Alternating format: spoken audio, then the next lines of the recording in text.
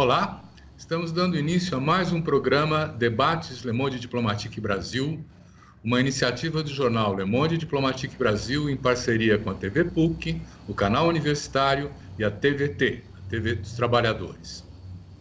Hoje nós vamos tratar de um tema que está afligindo todo mundo. As instituições democráticas pararam de funcionar? Há um desmonte das instituições democráticas em nosso país? O que está acontecendo com o jogo de poderes e as instituições, né? Para tratar dessas questões, nós convidamos dois especialistas, né, que eu vou apresentar agora. A Marcela Araújo. Obrigado, Marcela, por estar aqui com a gente. Ela Obrigada. É socióloga, ela é professora do Departamento de Sociologia da Universidade Federal do Rio de Janeiro e é coordenadora do Laboratório de Estudos da Cidade no Instituto de Filosofia e Ciências Sociais, o Urbano. Ela estuda movimentos sociais urbanos, políticas de habitação social, casa e trabalho. E temos também o Gabriel Feltran, que é sociólogo e etnógrafo urbano, né? Ele é doutor em Ciências Sociais pela Unicamp, tem um estágio na Escola de Altos Estudos de Ciências Sociais na França, é professor e coordenador do programa de pós-graduação em Sociologia da Universidade Federal de São Carlos, pesquisador do Núcleo de Etnografias Urbanas do CEPRAP, e é um autor que tem publicado o livro Fronteiras de Tensão, Política e Violência nas Periferias de São Paulo, Irmãos, uma história do PCC, e A Cidade Enredada, Crime como Tecido Urbano. Esse é o último desse ano, publicado pela Manchester University Press. Muito obrigado também, Marcelo, por estar aqui. Olha, a nossa discussão ela envolve o seguinte. Nós estamos vendo, por exemplo, a justiça entrar no mundo da política e intervir, né, nos governos municipais. Governos estaduais, governos federais. Nós tivemos agora mesmo, por exemplo, o governador Witzel do Rio de Janeiro afastado, né? E temos inúmeros casos de como, de alguma maneira, nem a Constituição está sendo respeitada, nem os poderes democráticos, né, estão funcionando a contento. E a primeira questão para o Gabriel que eu vou fazer é: Gabriel, você também vê que os poderes democráticos, as instituições estão fragilizadas? Por quê, hein? Legal, obrigado, Silvio. Antes de mais nada, obrigado pelo convite. É um prazer estar com vocês, com o Silvio, com a Marcela, e discutindo temas que são da ordem do dia, né? Eu acho que sim, que as instituições democráticas estão ameaçadas, e eu tenho refletido sobre isso com um monte de colegas, estudantes, há algum tempo, né? A gente tem tentado justamente entender por que, de onde vêm essas ameaças e o que está acontecendo com a gente nesse momento, né? Uma situação diferente na medida em que a gente sente que vive um período autoritário e, ao mesmo tempo, a gente sempre sente que há também algum nível de normalidade nas instituições. O Congresso continua funcionando, o STF continua funcionando, os legislativos municipais, estaduais continuam funcionando, a imprensa continua, em tese, tendo liberdade, mas tem algo acontecendo que faz com que a gente se pergunte, de fato, se a gente está vivendo numa democracia, no sentido substantivo do termo, e mesmo no sentido institucional do termo, ou não, né? Então, essa eu acho que é uma questão para a gente pensar junto. No que eu tenho pensado, a gente tem visto ultimamente uma espécie de forças centrípetas, de um monte de formações políticas que nas décadas anteriores, né, a partir da nossa redemocratização, em meados dos anos 80, durante os anos 90, no começo dos anos 2000, essas formas políticas mais autoritárias, elas estavam nas margens do sistema político, né? E a gente tinha um centro do sistema político garantido por uma lógica propriamente democrática das instituições, da burocracia estatal. E ainda que a gente soubesse, né, que as desigualdades no Brasil continuavam gigantescas, que a gente continuava enfrentando problemas muito sérios, a gente tinha, digamos, uma racionalidade democrática preservada nesse núcleo do sistema político, né? E eu estou usando essa ideia de centro-imagem justamente porque o meu trabalho de campo é um trabalho nas periferias, nas favelas de São Paulo, né? E nas favelas a gente sempre via situações muito autoritárias, né? Muita violência policial, muita ausência de direitos, as pessoas não tinham acesso aos serviços de saúde como deveriam ter, à moradia, à educação pública. Eu trabalho especificamente com a molecada que está mais próxima do crime. A gente via meninos de 15, 16 anos com defasagem escolar de 7 anos, de 8 anos, coisa que a gente considerava já não deveria existir num país democrático em que houvesse direitos espalhados para todo mundo. Qual era a nossa ideia? Nossa ideia era que a democracia ainda não tinha chegado a essas periferias, não tinha chegado a essas margens, e que o esforço era de expandir a cidadania e alargar os direitos até incorporar esse universo. Mas a gente já via lá o crescimento pentecostal muito forte, com umas ideias meio anticientíficas. A gente já via lá um autoritarismo policial muito forte, se organizando nos bairros em torno de grupos que passavam muito longe de como a polícia deveria agir legalmente. A gente já enxergava ali nas periferias esse ultraliberalismo, né? Essa ideia de que você é o que você tem. Se eu tiver o boné, eu sou respeitado. Se eu não tiver o boné, eu não sou respeitado. Então a gente já via elementos do que parecia ser o resquício de um mundo autoritário que a democracia estava se alargando para superar.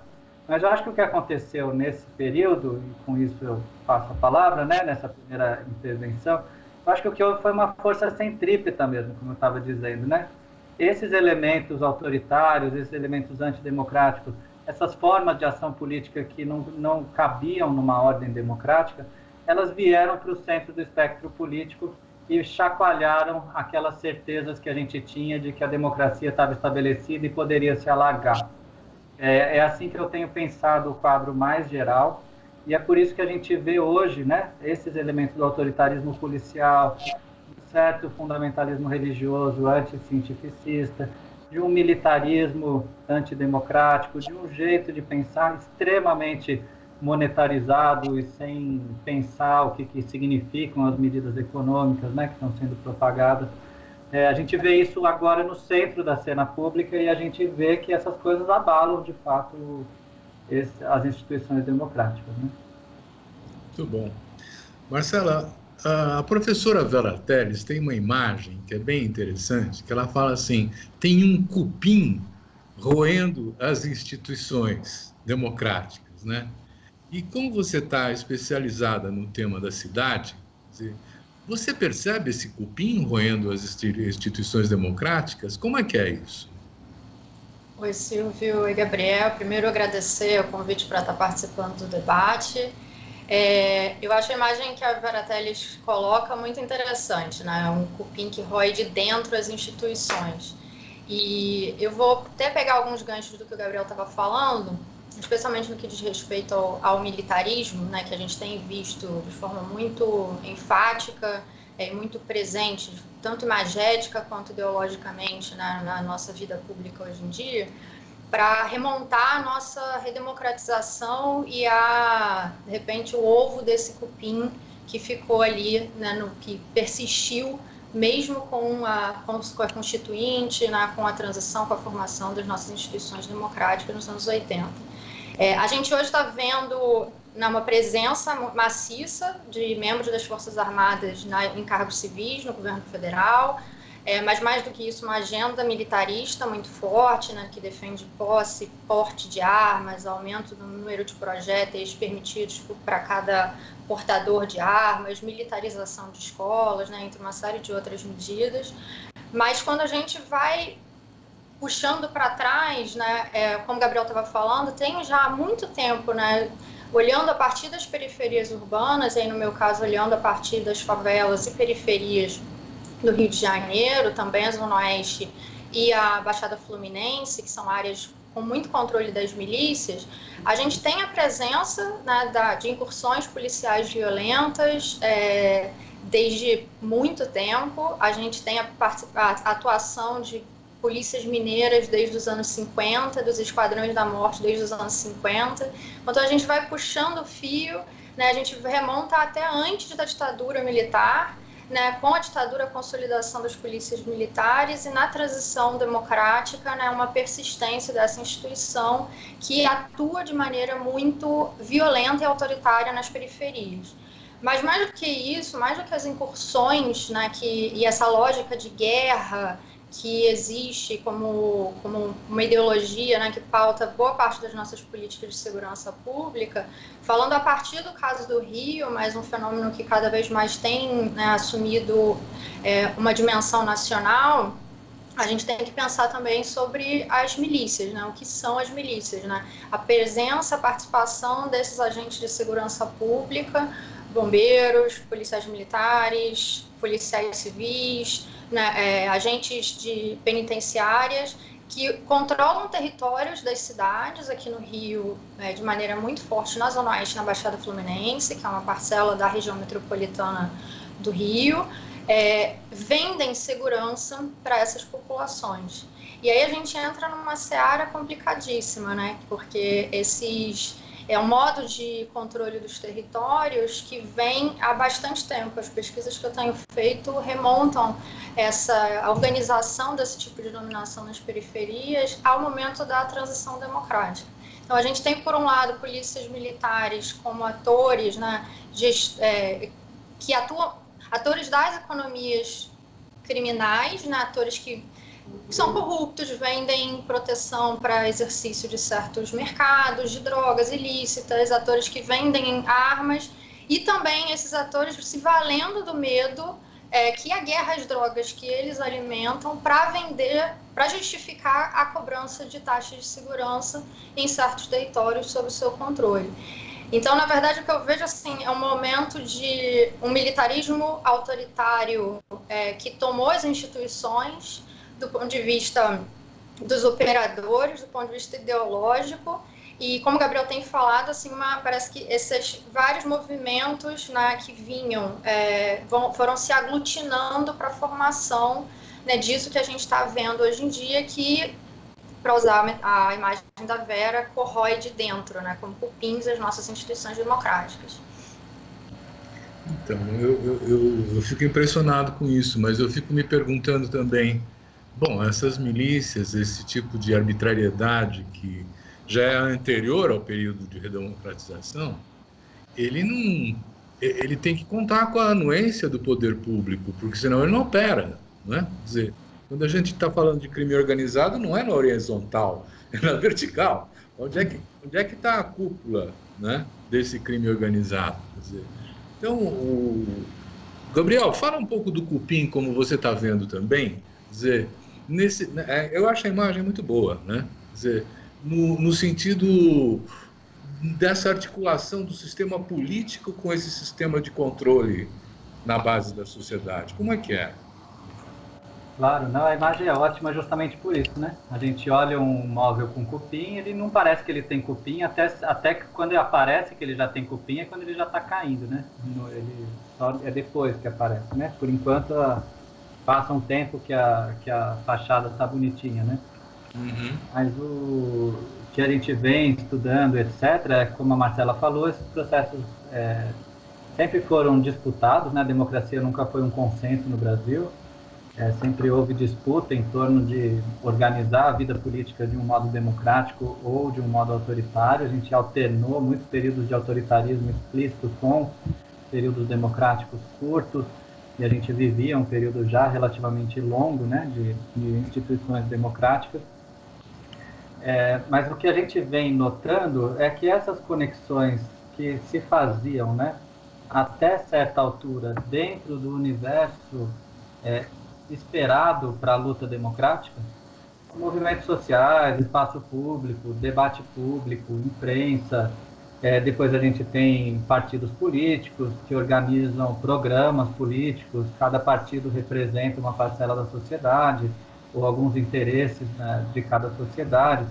O que eu tenho pensado é que o cupim corroeu essas representatividades e essas possibilidades de organização da nossa própria cabeça para entender o sistema político dessa maneira.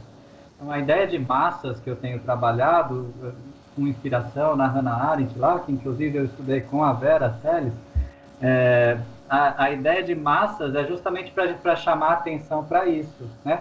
Você tem, por exemplo, no movimento bolsonarista hoje, você não tem só uma elite econômica que está agindo contra um grupo popular, e então a disputa de poder seria em estratos da sociedade que estão um acima, um abaixo.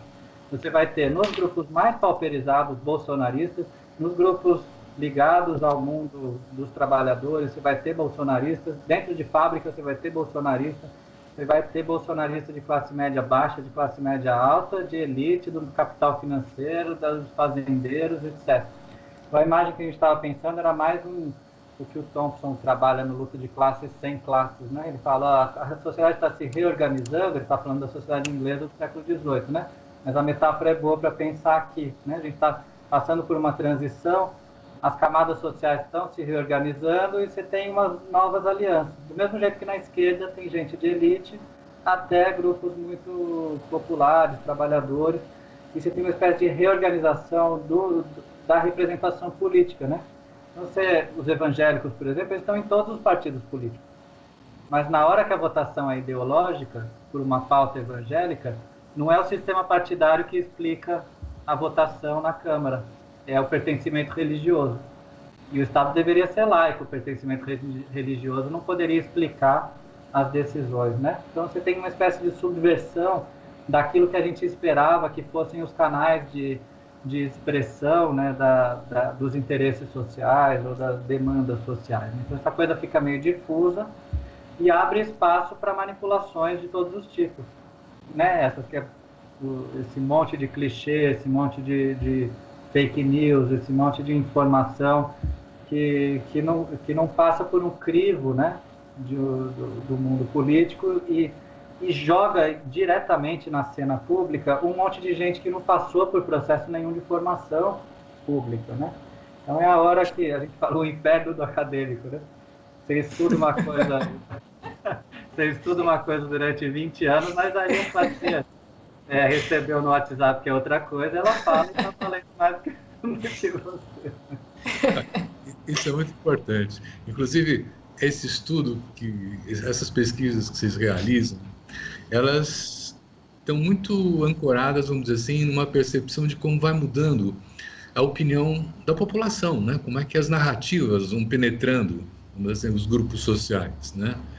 E, de fato, hoje as pesquisas dizem que tem alguma coisa como 35% da população, agora depois dos R$600 do auxílio emergência, que estão apoiando o governo, que estão apoiando o Bolsonaro, né? Quer dizer, então, para mergulhar um pouco mais fundo, vamos dizer assim, nas raízes desse processo, Marcela, você vê como é que essa dinâmica dessa disputa de narrativas em torno de direitos, de violência, essas coisas, se organiza nesse pedaço da periferia?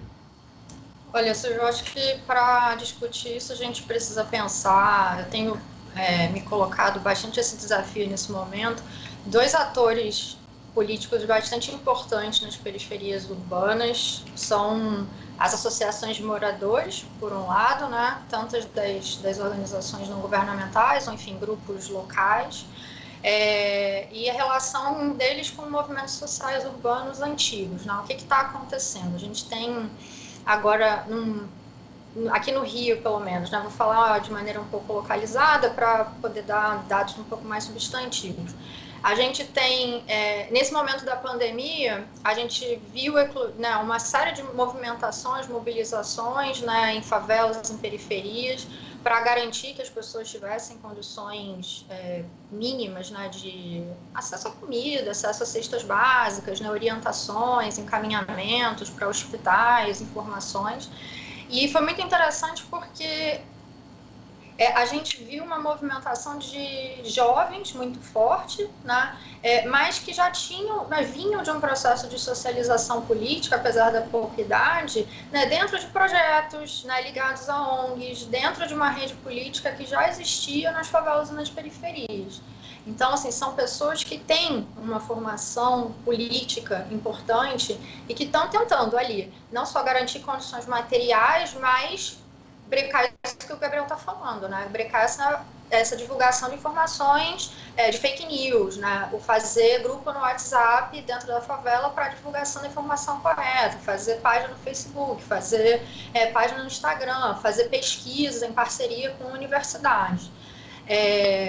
Isso é muito interessante porque a gente vai vendo assim um acúmulo também, né? Um outro lado da moeda que dá uma certa esperança. Eu espero não estar sendo muito poliana nesse momento, mas são movimentos que pontuais, mas eles vão proliferando e vão mostrando um acúmulo, né, de socialização política que é muito interessante. Então, é uma galera que está junto, que vai mobilizar, que teve formação em projeto, que vai mobilizar, vai chegar junto do pessoal que já era de associação de moradores, né, que tem uma luta, tem uma articulações para fora das favelas, para cima, né, para as federações e tudo.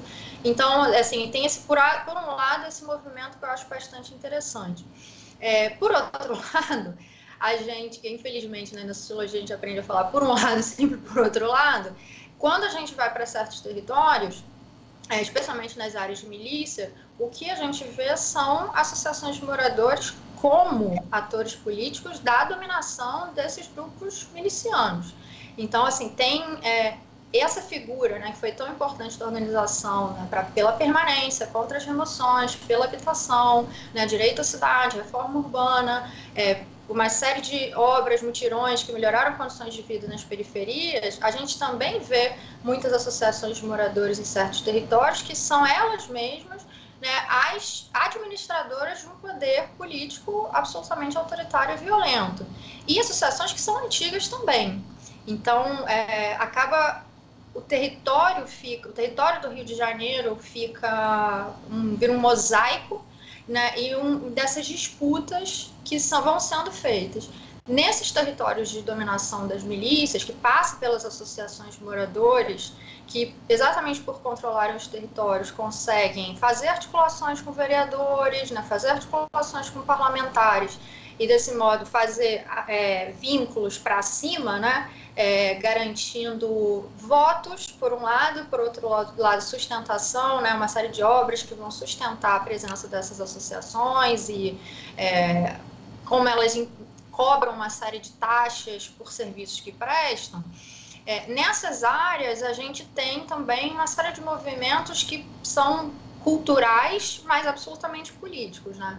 Tanto os slams, né, os tantos poetas, as tantas rodas culturais que existem, e existem de maneira também bastante articulada na Zona Oeste. Existe uma roda cultural da Zona Oeste que é bastante extensa, que vai inclusive para a Baixada, e que procura, nas rimas, nas letras, nas batalhas, criticar a violência, criticar as condições de vida, criticar, né, e dessa forma, então, conscientizar. Então, acho que é bastante complexo o cenário político nas periferias, porque a gente tem atores muito enraizados mas muita gente fazendo disputa e tentando continuar, né, discutindo direitos, discutindo formas de acesso a serviços, cidadania para a população de mais baixa renda, os trabalhadores. Você sabe que, de fato, essa questão é complexa mesmo, eu concordo com você. E eu acho que a gente está tratando também numa dimensão que o Gramsci chamaria de disputa de hegemonia, né? E, por exemplo, mesmo dentro dos evangélicos, eles não pensam igual. Hoje nós temos uma frente evangélica pela defesa dos direitos sociais, dos direitos humanos, né, da democracia, que já está organizada em mais de 16 estados do Brasil, congregando aqueles evangélicos que não são fundamentalistas e não tem gente boa também evangélica, né? Tem policiais antifascistas. Então, o que faz, vamos dizer assim, que a população faça uma adesão a esse novo discurso autoritário, Gabriel? Quer dizer, nessa ideia de que nós estamos falando não das manifestações mais evidentes, mas dos processos que vão construindo essa opinião de cada um, né? Você pode falar um pouco disso? Eu vou contar uma história aqui que eu estou pensando, Silvio, enquanto estou te ouvindo falar e ouvindo a Marcela falar também, né? Eu acompanhei diversos casos de mães que perderam seus filhos em situações violentas, né? por homicídio, especialmente. Num caso, me caiu essa ficha e depois eu comecei a ver isso se repetindo outras vezes. Estava num enterro de um rapaz que tinha morrido com 17 anos. E a mãe dele estava, evidentemente, desconsolada, né? E inconsolável, com a perda de um adolescente de 17 anos numa situação estúpida, né? De brutalidade, nesse caso, policial. Do lado dessa mãe, no enterro, tinham duas obreiras da igreja que ela frequentava. E as duas, cada uma estava dando a mão, uma dando a mão esquerda, outra dando a mão direita para ela, e as duas segurando forte na mão dela e rezando juntas e falando: Deus sabe o que faz, a gente está aqui do seu lado, a gente não vai deixar isso desse jeito, Deus está vendo e a gente está pensando em você e a gente está junto com você, e faziam preces e rezavam, dando um suporte físico e emocional que nenhuma instituição do Estado e nem nenhum outro tipo de movimento é capaz de oferecer, né? Saindo depois na semana seguinte eu fui visitar essa mãe de novo, e a obreira da igreja, uma outra, não a mesma, não nenhuma dessas duas, uma terceira, estava na casa dela, rezando com ela e cozinhando com ela, partilhando daquele cotidiano, porque ela também tinha perdido um filho, e elas estavam juntas ali naquela dor e naquele sofrimento, mas também naquele suporte, naquela conformação de uma potência ali, né, de uma força para resistir a essa violência. Quando vem a eleição, o pastor dessa igreja está vinculado a um partido de direita e está conectado à ideia bolsonarista. Mas não tinha não tinha nenhuma ideologia política associada ao suporte que essa mãe vinha recebendo. Naquela hora que o filho estava morto no enterro, naquele momento posterior, etc., não tinha nenhum discurso político, tinha um discurso religioso e, ao mesmo tempo, um discurso de suporte social muito forte, né? E muito capilar, muito capilarizado, dentro da casa das pessoas, né? Nos espaços de sociabilidade. Isso é o que se chamaria de trabalho de base antigamente, né? Esse suporte que permite que as pessoas contem com alguém que depois tem uma atuação política, né? O que os movimentos faziam, né? Eles, eu ajudo todo mundo a conseguir casa, mas dentro de um projeto político mais amplo. E a mesma coisa que está acontecendo, eu concordo muito com a leitura gramsciana, porque é assim que eu vejo também. Você tem essa disputa sendo feita pela base, mas não de um modo assim, não, eu estou aqui convencendo ela a ser bolsonarista. Não, eu estou aqui ajudando as pessoas, e há muita gente boa fazendo isso. Eu não quero nunca que pareça que eu acho que os evangélicos são fora do mundo e não tem sentido o que eles fazem. Tem pleno sentido. Mas o que está acima dessa, ou seja, produzindo esse sentido político mais amplo para essas múltiplas ações muito pequenininhas na base, mas muito importantes, né? Muito relevantes e que fazem toda a diferença, isso que está acima é muito conservador no geral. E acho que, inclusive, contra isso que os grupos evangélicos mais progressistas têm reagido, grupos católicos mais progressistas, etc.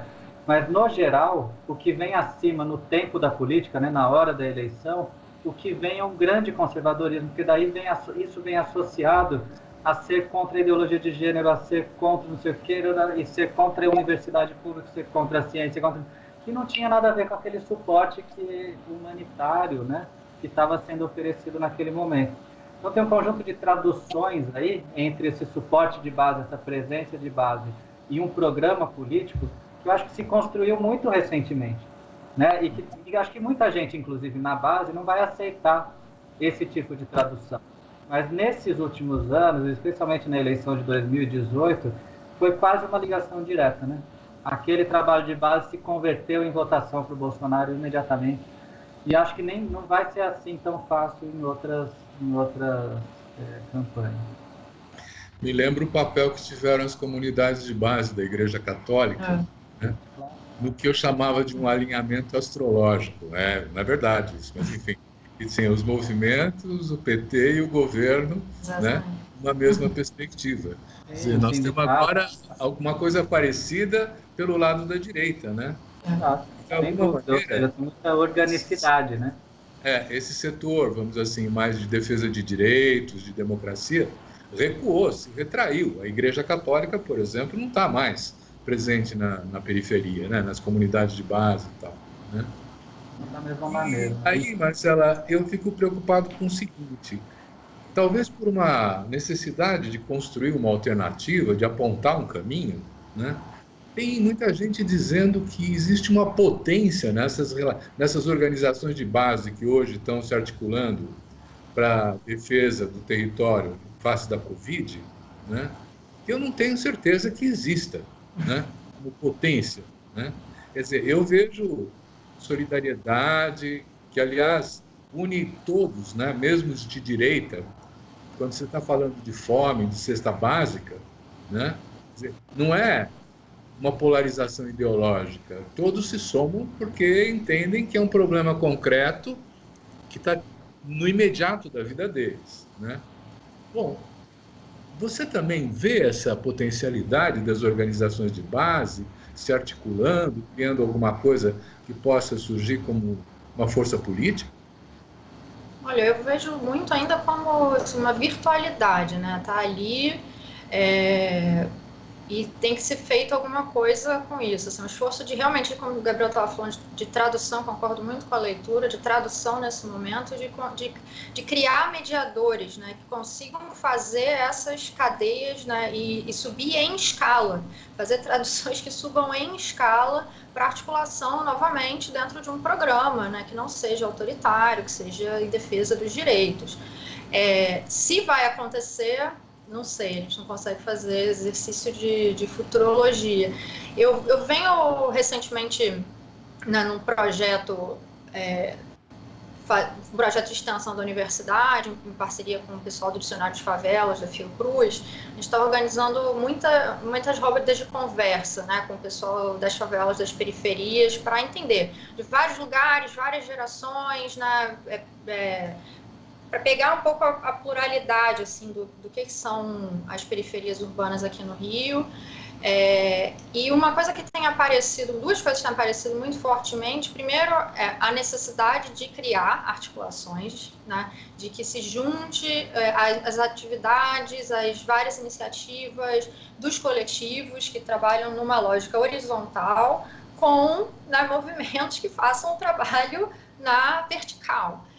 A outra coisa que tem aparecido muito fortemente, que aí eu acho que é um desafio grande para a gente realmente conseguir dar o pulo do gato, né, e transformar essa potência em organização, é a questão do ganho da vida dessas pessoas, né? Isso não está dado. Assim, isso, e especialmente nesse momento da pandemia, mas isso vem de antes, isso não está dado. E eu acho que isso esbarra, e esse ponto é muito importante, porque esbarra, né, em dificuldades que a gente vinha enfrentando nos últimos anos, né, dos sindicatos, né, de partidos de esquerda, em dialogar com essa população periférica, porque cada vez mais foi sendo relegada a formas de trabalho que são trabalho na viração. Então, são soltas. São pessoas, né, que... Bom, assalariamento também nunca foi exatamente já foi muito maior do que é hoje em dia, mas a gente também teve nos últimos anos, né, um esfarelamento, né, dessas posições no mercado de trabalho que vai soltando as pessoas nos seus trabalhos por conta própria. Você junta isso, né, a falta desses mediadores, realmente a gente vê nas periferias são pessoas, né, se virando para ganhar a vida, tocar, conseguir um apoio, uma ajuda que é pontual, e quem está ali na ponta fazendo isso são as igrejas evangélicas, que nem o Gabriel estava falando. Talvez a pandemia tenha criado ocasião para a gente para isso, voltar a pensar solidariedades territoriais. Mas a gente precisa de um esforço, né, que consiga juntar outras dimensões que estão fragmentadas na vida dessas pessoas para fazer traduções, né, para pensar direitos trabalhistas, para fazer mediações e realmente criar uma organização que seja mais sólida e extraterritorial, né? Porque não é uma questão territorial, né? Não é, a gente fala a partir, né, das periferias urbanas, mas não é uma questão de moradia, de forma de moradia, né? É uma questão de classe aí que também tem que ser recuperada nesse debate. E faltam, acho que, pensar essas formas de organização destas novas formas de trabalho. A gente tem visto, né? Tem começado a surgir algumas, mas ainda também muito embrionárias. Eu não sei, eu quero acreditar que sim, há potencialidade, mas tem muito esforço ainda de tradução, organização e construção de novos mediadores, assim, que não necessariamente vão ser os atores políticos que a gente já conhecia, ou talvez sejam eles com outras linguagens. Muito bom. Eu estou pensando um pouco o que são essas instituições de mediação que você está falando, né? E eu fico pensando, Gabriel, que não tem democracia sem partido político. E o que nós fazemos numa situação dessa? Quer dizer, se você olhar em outros países, ou mesmo agora, quer dizer, o Bolsonaro não tinha partido quando ele se elegeu, né? A Porta do Sol na Espanha vai dar no Podemos, né? Então, como é que você vê essa história? O que está acontecendo com os partidos políticos brasileiros? E como é que nós vamos construir uma democracia com esses partidos que temos? Não, isso é um ponto que eu penso, acho que diariamente, e para mim é um dos mais desafiadores, porque ao mesmo tempo em que a gente pode dizer, bom, está evidente pelo fenômeno Bolsonaro que não é por meio de um partido político que se constrói a base eleitoral que vai ser depois traduzida, né, numa eleição para a presidência da República, que é a mais disputada de todas, que é pensada há 4, 8 anos, são estratégias montadas de longa duração, e no caso do Bolsonaro passaram absolutamente por fora do sistema partidário. Ele se filia a um partido 3 meses antes da eleição, quando tinha o prazo que dizia que era obrigatório você estar filiado para ser candidato, então ele se filia nesse prazo, passa 3 meses de mandato, 4, 5, sai do partido, continua sem partido, né? Então, de um lado, isso, como a Marcela falou, né? Por outro lado, sem o partido ele não faria, né? A lei obriga, no final das contas, a ele estar com um partido, e os candidatos que aparecerem no pleito vão ser os candidatos que internamente aos partidos foram eleitos, e, portanto, a máquina partidária vai funcionar internamente para dizer esse sim, esse não. Então, o que aconteceu, né, na minha leitura? Os partidos em que efetivamente havia base, em que eram partidos no sentido sociológico do termo, não apenas no sentido formal, né? Então, PT, PSDB, partidos que vinham polarizando a disputa política, e os outros que sempre estavam na base deles, né? O PFL que virou DEM, sempre com o PSDB ia à frente com o DEM atrás. Depois vinha o PT na frente com o PMDB atrás, né? Era essa grande coalizão partidária que tinha oferecido estabilidade para os governos federais, né? Esses aqui não queriam lançar seus candidatos imediatamente, esses outros da frente não lançavam os candidatos, sabendo que essas bases tinham uma certa estabilidade que o mundo partidário acompanhava, né? Com o processo de criminalização, que é o mesmo processo que desativa politicamente os pobres que viram bandidos, né, que são lidos como bandidos, aqueles que são trabalhadores precários do tráfico de drogas, viram bandido, né? Esse mesmo processo faz com que os políticos tradicionais se desativem politicamente e virem bandidos também, né? Então desativou primeiro o PT, depois desativa o PSDB, eleitoralmente, né, para a grande massa. E daí você precisa de qualquer partido que seja uma legenda simples que me permita institucionalmente fazer a minha candidatura. Então, na hora da eleição, todo mundo acha um partidinho, né? E daí volta, depois da eleição, volta para o seu movimento de massa, o seu movimento de base via WhatsApp, via outras mediações, via igreja, via todas essas ideologias financiarizadoras. Total acordo com a Marcela de que a gente tem falado muito pouco de trabalho, né? Agora a gente tem falado muito de renda, muito de dinheiro, mas não tem falado muito de trabalho, né? Então todo mundo se virando. O discurso classista foi capturado dentro das igrejas. Eu costumo assistir muito programas evangélicos e quando eu estou em campo também vou à igreja sempre para ver o que está sendo dito. Fala-se muito pouco sobre isso, mas na igreja eu ouço o discurso antipatrão o tempo inteiro, né? O seu patrão não te respeita, você está tudo sofrido, você foi mais uma vez humilhado, etc. Mas os humilhados serão exaltados, né? Você vai deixar de ser o que você é e vai virar patrão. Como? Empreendedorismo, né? Então, não é que o discurso do patrão está com os trabalhadores. O discurso do patrão está contra o patrão, está com o patrão, porque eu quero virar patrão. Né? Então, o Bolsonaro pode chegar e fazer uma reforma que, evidentemente, prejudica os trabalhadores, e vários trabalhadores vão se sentir, não, mas como eu tenho uma empresinha, eu sou MEI, ou como eu quero ter uma empresa um pouco maior, eu estou entendendo que vai ser mais difícil para mim se meus trabalhadores tiverem direito. Então, se provoca uma confusão aí que é própria desses períodos de desorganização e reorganização das representações políticas. Né? E eu acho que os partidos estão nesse meio, você não tem mais claramente uma identidade classista com tal partido, uma identidade ideológica com outro partido. Né? Você pegar o Dória e o Fernando Henrique, eles estão no mesmo partido, mas eles representam ideologias muito diferentes, né? Então, eu acho que a gente perdeu um pouco essa capacidade do partido representar os interesses sociais. E essa chacoalhada que perde essa capacidade, o que vem é autoritarismo, né? Não vem daí outra coisa diferente. Né?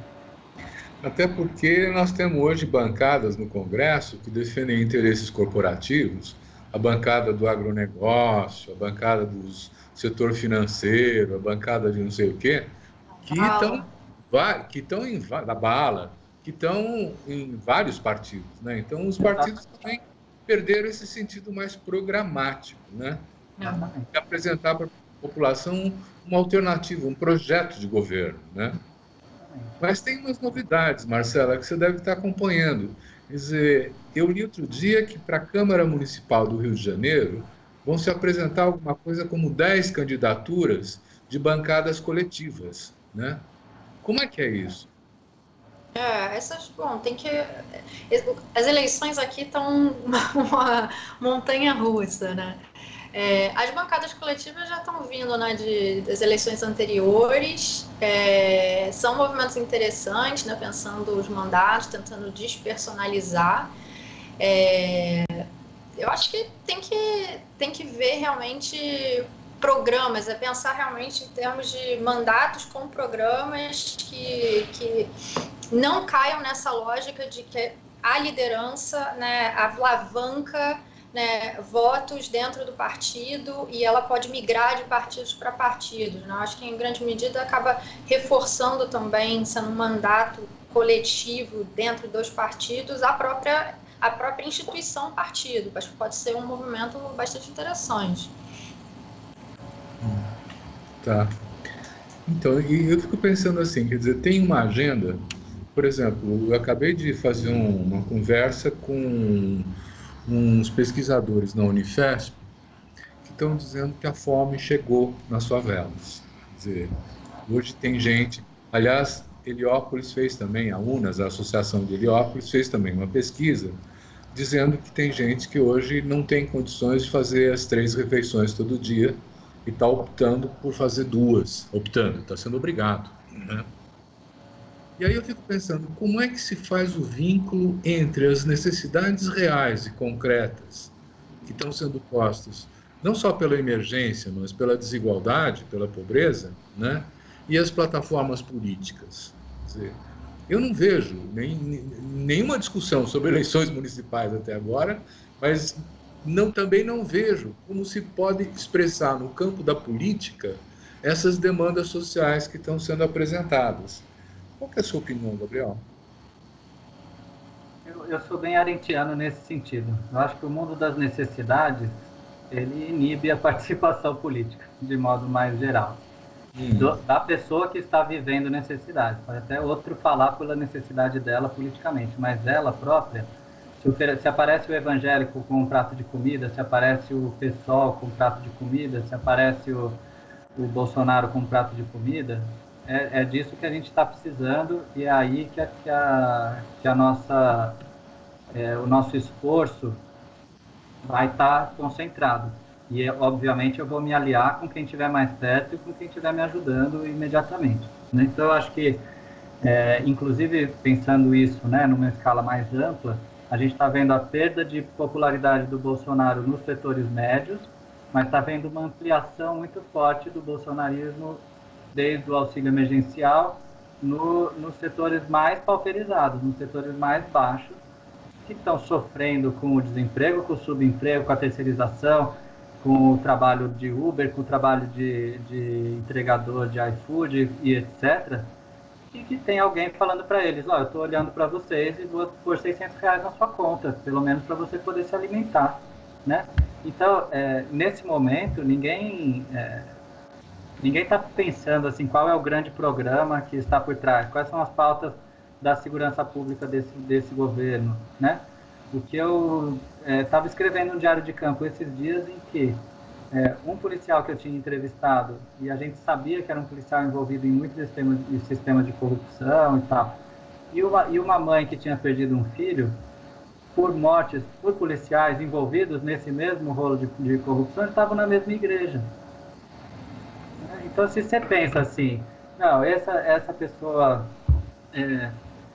está aqui do lado de quem é vítima da polícia. Não, esse outro está do lado de quem é o violento. Não, na verdade, ali na vida cotidiana, as pessoas estão querendo resolver os problemas delas e a igreja é um suporte, né? Então, o outro está cheio de trauma e também está sendo perseguido pelos colegas, não sei o quê, vai para a igreja. A mulher perdeu o filho, vai para a igreja. Então, você tem uma espécie de produção dessa necessidade massiva, né? Que está todo mundo desamparado.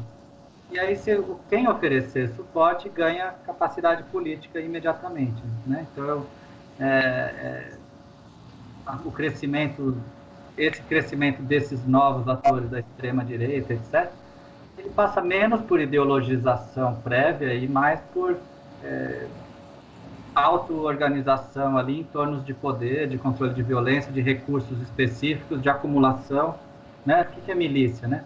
Milícia é um grupo de homens que se reuniu, armado, e falou, vamos acumular aqui, vamos extrair dinheiro daqui, né, desse bairro, tá? E vamos devolver segurança, né? Por isso que elas não são tão parecidas entre si, necessariamente, né? O trabalho da Marcela mostra isso. Então, eu acho que a gente produz necessidades, você produz capacidade de outros atores políticos entregarem recursos e ganharem ascendência política. Deixa eu continuar com você um instantinho, Gabriel.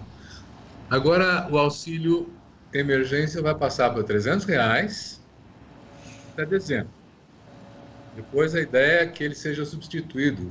Agora não mais, não está no orçamento de 2021, era a ideia de ser substituído pelo Renda Brasil, que ia ser a supressão de 27 programas sociais para juntar todo esse dinheiro, tirando dos pobres, né, para botar no Renda Brasil. Quer dizer, se o Bolsonaro ganhou prestígio oferecendo esses R$600, que aliás não foi ele que fez, foi a Câmara, mas quem se beneficiou foi ele, né? Quando passar para 300, quando acabar, sem a reativação da economia, como é que fica? Eu acho que vai ficar claro, né? Eu acho que vai ter repercussão na popularidade também. Acho que essas coisas são diretas. O Bolsonaro está disputando a base do PT, a base lulista. Para mim está muito evidente isso. Né? Concordo totalmente, Gabriel. Você quer continuar a reflexão? Vai você, Marcelo. Não, vai, só que eu concordo inteiramente com essa ideia. Eu acho que percebeu-se, né, que uma parte do eleitorado, por exemplo, a gente sempre via aquelas votações, o mapa de votação na periferia de São Paulo, né, para usar uma coisa concreta. Então a gente via, eleição municipal era uma coisa, eleição federal era outra coisa. Eleição federal de 89 até 2010 ou 14, não sei, a votação do Lula, não, 10 foi a Dilma, né? Depois do 14 a Dilma outra vez. Essas eleições todas, o PT ganhou e a figura do Lula sempre foi muito proeminente. As pessoas votavam na Dilma porque a Dilma estava com o Lula, certo? Nível federal. Só que no nível municipal, era outra história. Vem Erundina, depois vem Pita, depois vem Maluf, depois vem Pita, depois vem Marta, depois vem Kassab, depois vem Haddad, depois vem Dória. As votações eram as mais variadas, porque uma eleição significa um tipo de recurso, outra eleição significa outro tipo de recurso e de relação com a política, né? Então, quando você está pensando essas relações, o que muita gente que votava no Lula tinha claro? O Lula é um cara que é como eu, e ele subiu, ele é um exemplo para mim, e ele é uma pessoa que entende o que eu preciso e me oferece o que eu preciso. Então, pode ver que ele está oferecendo casa, crédito, eu posso comprar minha moto com crédito, eu posso comprar uma geladeira, uma televisão, tá vendo? É o Lula, isso é o Lula, né? Agora, se fosse o Bolsonaro, isso vai ser o Bolsonaro, porque o Bolsonaro também é um cara que se comunica diretamente com as massas, também é um cara que que tem esse carisma extremamente autoritário, mas carismático, que é um cara que também propõe não, vamos pensar no que a pessoa lá está vendo. Ninguém quer saber quem é o ministro da comunicação, a pessoa quer que tenha uma novela boa para ela assistir à noite. Então, esse tipo de coisa é pior que o Lula falava também, né? Em termos formais, com conteúdos contrários, né? Uhum. Agora, o Bolsonaro brigando com o Guedes para não acabar com os direitos do funcionalismo nessa reforma, dos que já estavam, aumentar produzir o Renda Brasil, que foi a demanda que o Suplicy lutou tantos mil anos para conseguir uma renda básica de cidadania, agora está com a extrema-direita. Se não tem uma disputa evidente aí por essa base, né? Por essa base que está buscando, acima de tudo, recursos, e recursos na mão de alguém que diga, eu estou olhando para você, você pertence, você faz parte disso daqui. Né? Não, eu acho que, só continuando, Gabriel, não sei se te atrapalha, se eu interferir agora, mas aqui, eu acho que é num momento também muito específico, né? Porque a gente vem de uma crise econômica, né, que já se arrasta há alguns anos, num período em que as pessoas a taxa de desalentados estava disparada, as pessoas estavam desempregadas, subempregadas, tinha gente que não procurava mais emprego, aumentou gente passando fome, abaixo da linha da pobreza, vivendo na miséria, tudo isso, e quando vem o auxílio emergencial, o Bolsonaro vai e toca exatamente, não só naqueles que eram beneficiários do Bolsa Família, né, muitos dos quais continuavam na fila, porque, né, tinha tido uma série de constrangimentos de reduções no orçamento, e, enfim, o governo dele também não tinha dado continuidade ao programa no ano passado, mas ele toca no trabalhador não formalizado, nesse cara da viração, né, nesse cara que é a base lulista, como você está falando, né, que não é necessariamente a base petista.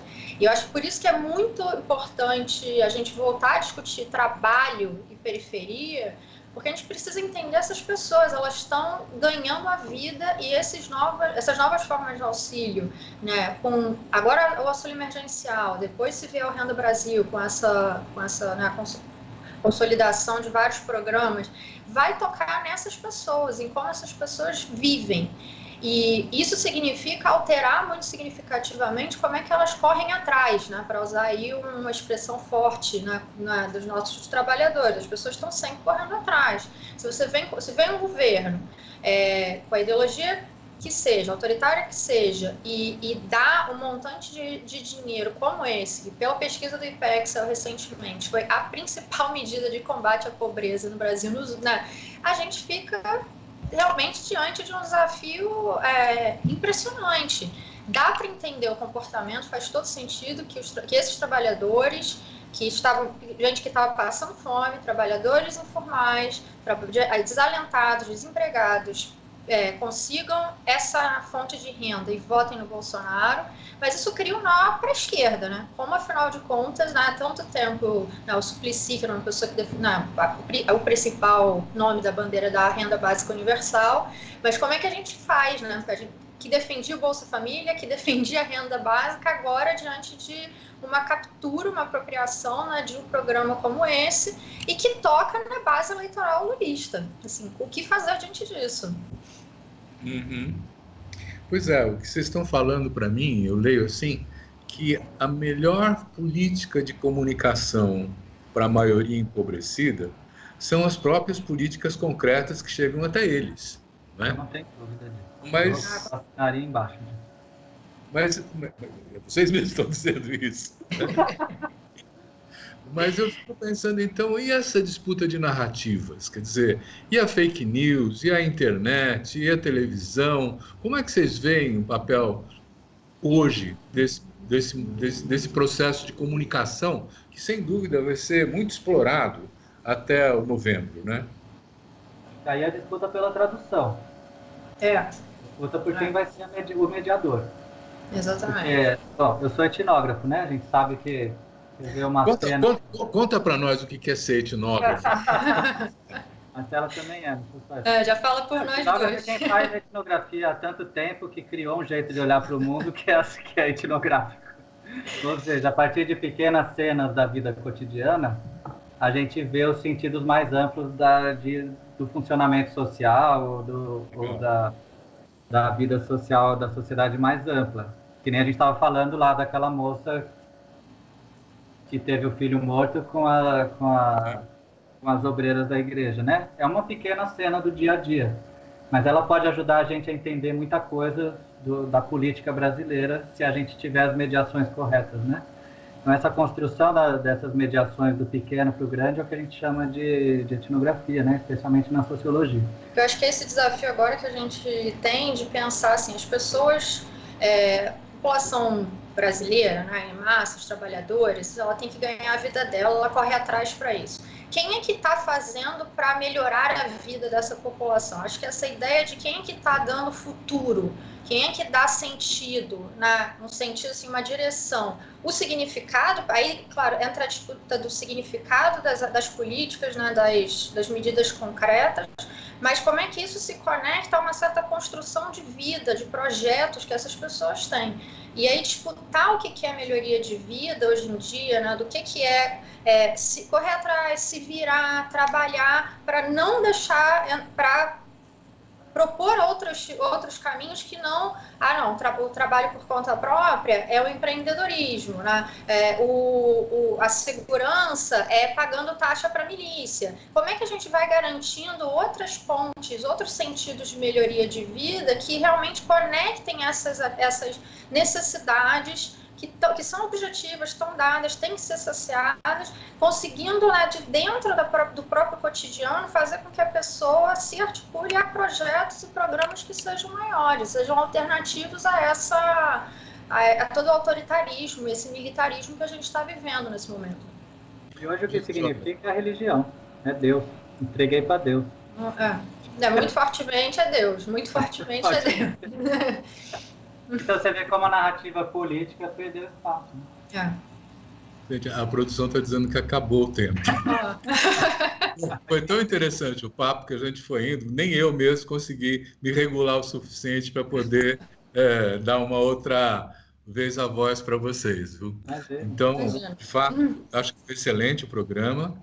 Acho que quem está nos assistindo também deve ter gostado bastante.